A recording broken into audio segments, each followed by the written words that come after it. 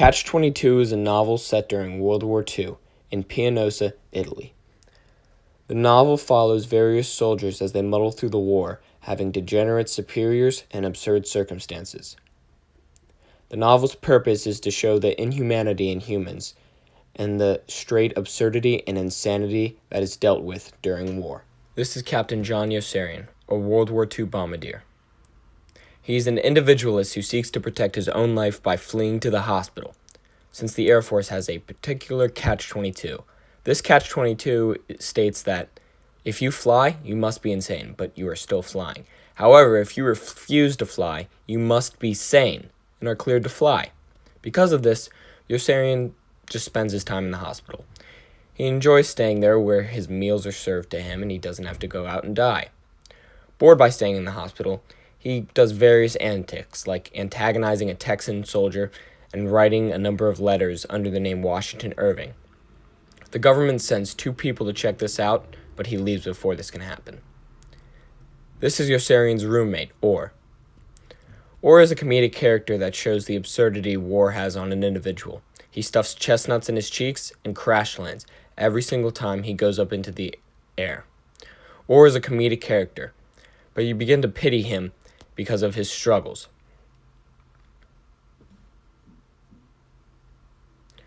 This is Clevenger, a perfect foil for Yossarian. Clevenger is a Harvard graduate who believes above nothing else that people should follow orders. He argues with Yossarian that no matter what, uphold the ideals of your country. This is Milo Minderbinder. He starts out getting food for the soldiers, but then just becomes a capitalist. Throughout the novel, Yossarian's squadron is thrown thoughtlessly into brutal combat situations and bombing runs, in which it is more important for the squadron members to capture good aerial photographs of the explosions than destroy their targets. Their colonels continually raise the number of missions that they are required to fly before being sent home, so that no one is ever sent home. Still, no one but Yossarian seems to realize that there is a war going on.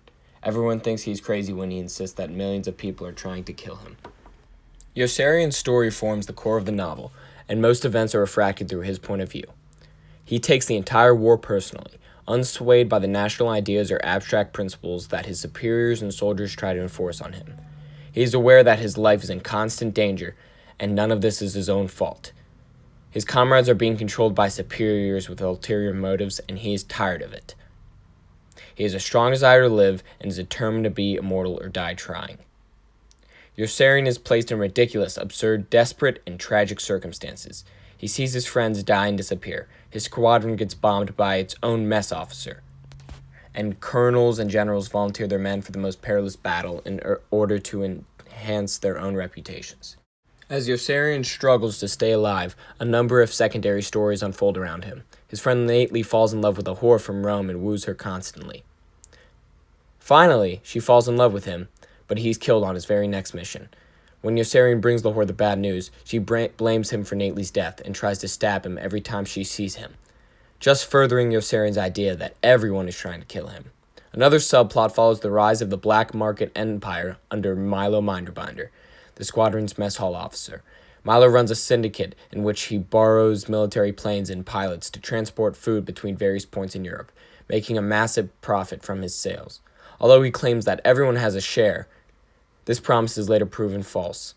Milo even lets the German army attack the American army because he states, "Oh, it's for capitalism. Everybody wins."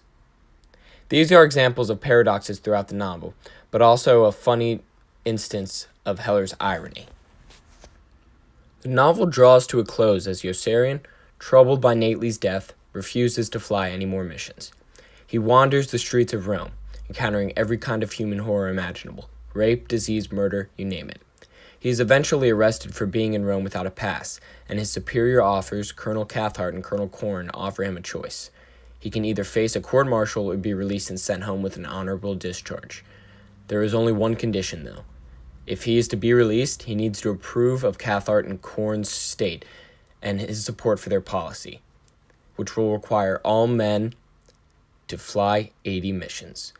Although he is tempted, he has a change of heart and realizes that to comply would be to endanger the lives of innocent men. He chooses another way out. He he decides to desert to neutral Sweden. In doing so, he turns his back on the dehumanizing machinery of the military, rejects the rule of Catch-22, and strives to gain control of his own life. Yossarian comes full circle here, refusing to be controlled by any ulterior force and controlling his own life by leaving the war and not endangering any more people as he has been endangered the entire novel. Thank you.